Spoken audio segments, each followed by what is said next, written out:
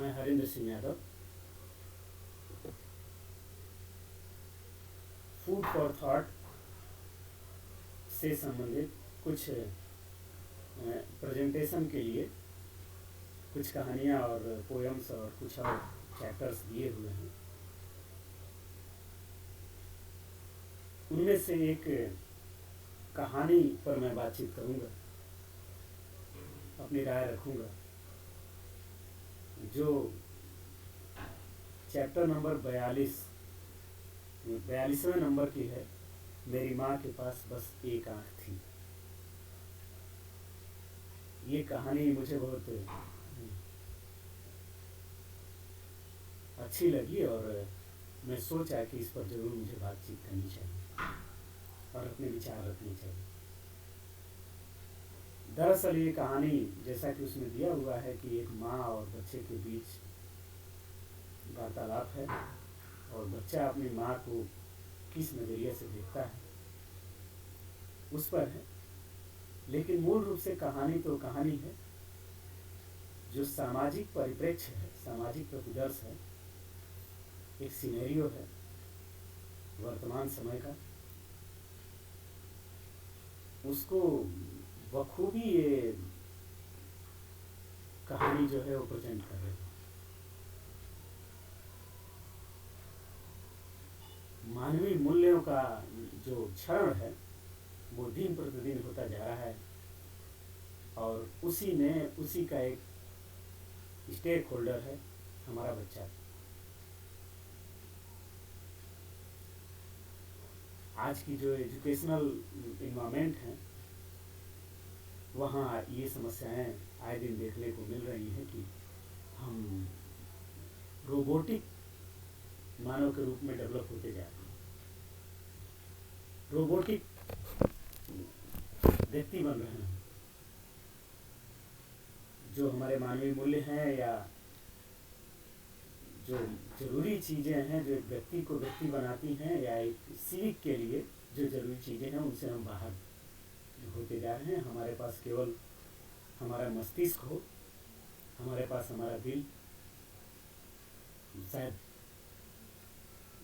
उसका डेवलपमेंट नहीं हो रहा है और ये बड़ी समस्या है। क्योंकि हम बायोलॉजिकली भी ये मानते हैं कि हमारा बॉडी जो है वो 3 चीज़ें हैं, मस्तिष्क है, दिल है यानी भावनाएं हैं और हमारे जो हैं वर्किंग ऑर्गन्स हैं या काम करने के लिए। तो ये तीनों का कोऑर्डिनेशन और तीनों का पूर्ण डेवलपमेंट हो, चाहे वो गांधी जी का 3H हो, हेड, हार्ट एंड हैंड, चाहे ब्लूम टैक्सोनॉमी में कॉग्निटिव, एफेक्टिव एंड साइकोमोटर, और तीनों का होलिस्टिक डेवलपमेंट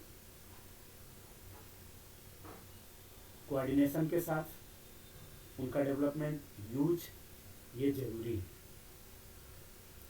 लेकिन ये समस्या है आज कि हम इतना ज़्यादा रोबोटिक होते जा रहे हैं, इतना ज़्यादा मशीनीकरण की तरफ बढ़ते जा रहे हैं कि हमारे व्यक्तिगत जो मूल्य हैं और क्या सही है क्या ठीक नहीं है कि इसका सोचना इनमें वास्तव में खत्म तो नहीं हुए हैं। क्योंकि मूल रूप से हमारी चीज़ें हैं, हमारे साथ जुड़ी हुई हैं, तो ये खत्म तो नहीं हो सकती। लेकिन हाँ, इनको हम कोई महत्व न देते हुए इन पर हम विशेष ध्यान ही नहीं देते और ये हमारे साथ नहीं हो रही हैं। हम सामाजिक प्राणी जरूर हैं, लेकिन सामाजिकता और सामाजिक जो वैल्यूज हैं उनको हम छोड़ते हुए इन के प्रकार हम आगे बढ़ते जाएं या कुछ नहीं।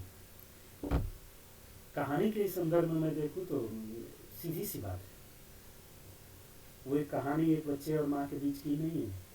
हम लोग जेंटलमैन पढ़ाते हैं आजकल, तो जेंटलमैन जो बच्चा पढ़ता है तो उसकी बुक में जेंटलमैन यानी कोट टाइप और लगाया हुआ व्यक्ति ही जेंटलमैन, बाकी जेंटलमैन नहीं। उसके पिताजी जेंटलमैन नहीं है जो कैजुअल में रहते हैं, कैजुअल ड्रेस में रहते हैं, घर में रहते हैं, उसके साथ कूदते हैं, दौड़ते हैं।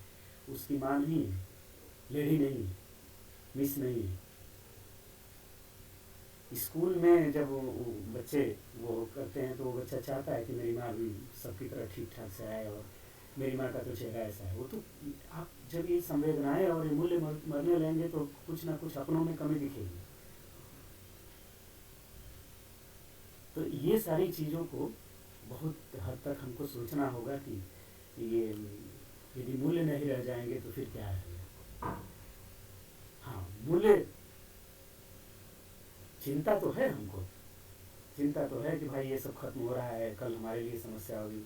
अभिभावक भी सोच रहा है कि हमारा बच्चा या मैं बहुत कुछ आगे कर लूँ और उसके लिए गलत व्यसन भी करता है, गलत काम भी करता है, लेकिन चिंता उसको रहती है कि ये ठीक नहीं है, ये भी होना चाहिए। तो ये भी होना चाहिए, उसको भी वो चाहता है कि जो व्यवहारिक रूप में हो वो ऐसे ना रहे। वो चाहता है कि वो जैसे वो धन अर्जित कर रहा है, जैसे कुछ भी आके आगे कर रहा है, चाह तो रहा है कि वो भी काश रहता, लेकिन काश रहता तो उसके लिए तो बहुत सारे सेक्रीफाइसेज होंगे, कुछ छोड़ना होगा, हमें छोड़ना होगा, छोड़ने की प्रवृत्ति नहीं, हमें डाउन टू अर्थ होना होगा, हमें शायद कहीं त्याग करना पड़ सके, हमें कहीं किसी के सामने झुकना पड़ सके, इसके लिए तैयार। तो इसके लिए हम प्रयासरत हैं। और सीधी सी बात है, स्कूल्स में देखें, सोसाइटी में देखें, सब जगह वैल्यूज पर बात हो रही है। वैल्यूज के लिए, सामाजिक परिस्थितियों के लिए, सिविक के लिए हमारे पास किताबें हैं, हमारे पास लेक्चर्स हैं, हमारे पास मोटिवेशनल स्पीचेज हैं, लेकिन सीधी सी बात वही हो गई कि जो कह रहा है कि गुटखा मत खाओ तो निश्चित गुटखा खा रहा होगा। ऐसा करना चाहिए तो क्या आप ऐसा करते हैं? कहने का मतलब ये कि होता हुआ नहीं दिखता है।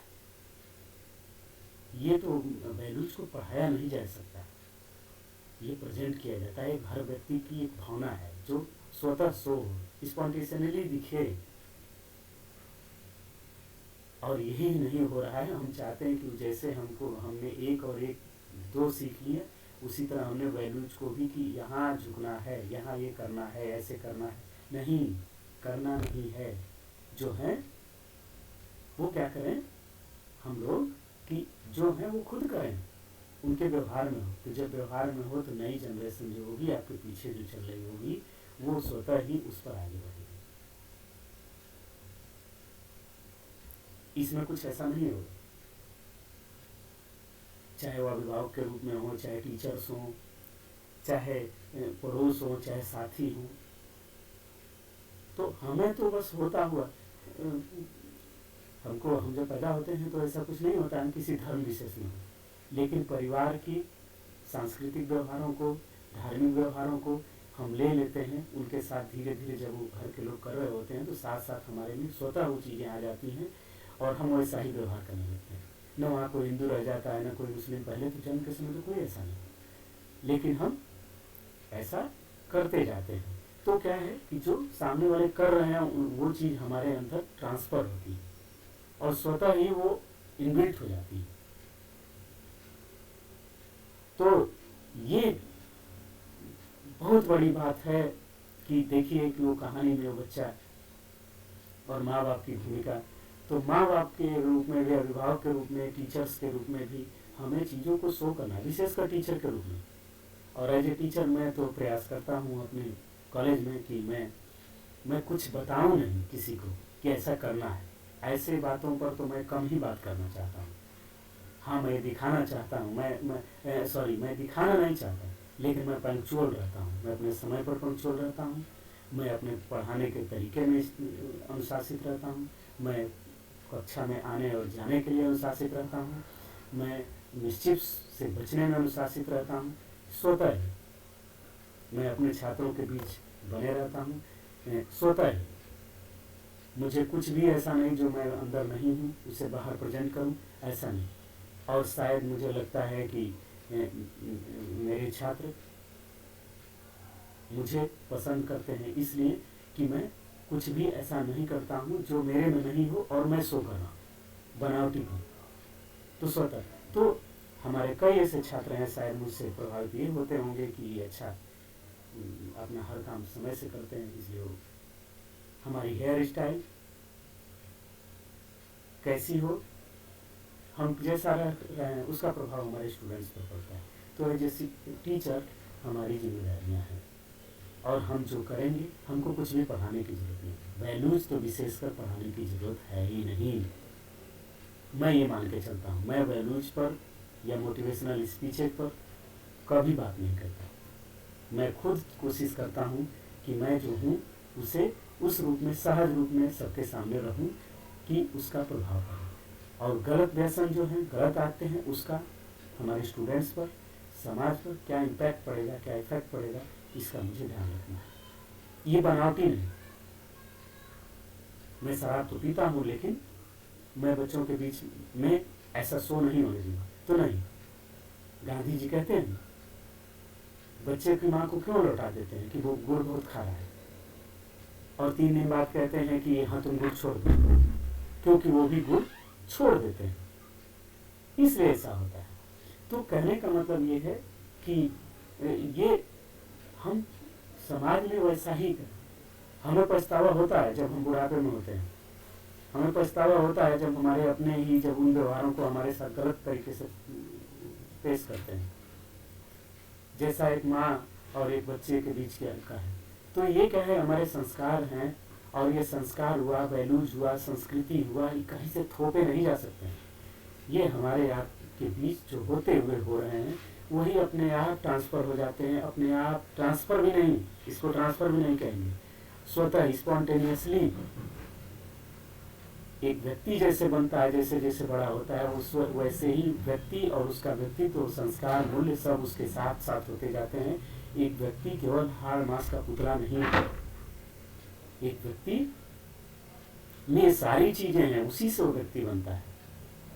आज दुनिया में इस चीज की आंधी है, बौद्धिकवाद की आंधी है, बौद्धिकतावाद की आंधी है। तो क्या हमें लगता है कि एटम बम बना करके हम सुरक्षित हो जाएंगे? एटम बम हमें सुरक्षित कर दे, यदि सुरक्षित कर देता तो नागासाकी हिरोशिमा नहीं होता। दुनिया में कोल्ड वॉर के बाद सैकड़ों छोटे बड़े युद्ध नहीं होते, सीमा पर टेंशन्स नहीं होते। वो बने हैं, उनसे ज्यादा बना होना चाहिए व्यक्ति का व्यक्तित्व। व्यक्ति का व्यक्तित्व ही व्यक्ति को, व्यक्ति के आदर्श ही, व्यक्ति का संस्कार ही, व्यक्ति व्यक्ति को समझेगा, ये उसकी भावना, फीलिंग्स, अपने संबंधों को समझेगा, ये उसकी फीलिंग रोबोट से बाहर उसे निकालेगी, मशीन से उसे बाहर निकालेगी, और वास्तव में सोचेगा कि नहीं, व्यक्ति, मनुष्य सबसे बड़ी चीज, वो मानव होगा, और वो अपने लिए, समाज के लिए, राष्ट्र के लिए और संपूर्ण विश्व के लिए कल्याणकारी होगा। तो ये उसकी फीलिंग पहले हो। हम कई बार इस चीज को लेकर के परेशानी होती है कि अभी बातचीत होती है कि संस्कारों का क्षरण हो रहा है, जबकि बौद्धिक रूप से लोग बहुत सशक्त हुए हैं, क्या क्या नहीं बना ले रहे हैं, कहाँ कहाँ नहीं चले गए।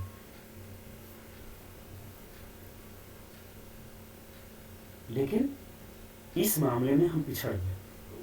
तो हमें ये ध्यान रखना है कि हम उन्नति तभी कर सकते हैं कि मनुष्य की उन्नति हो, हमारी मनुष्य के रूप में उन्नति हो, हमारा डेवलपमेंट मनुष्य के रूप में हो।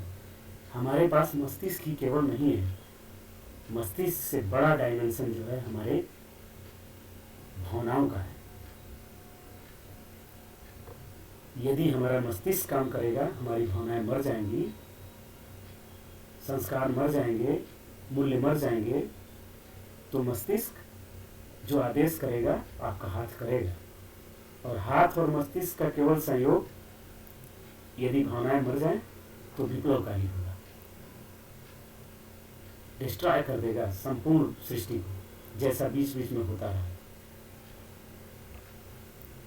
तो व्यक्ति की भावनाएं विकसित हों, और भावनाएं विकसित होने में ये मूल्य होंगे, ये संस्कार होंगे, ये संस्कृति होगी।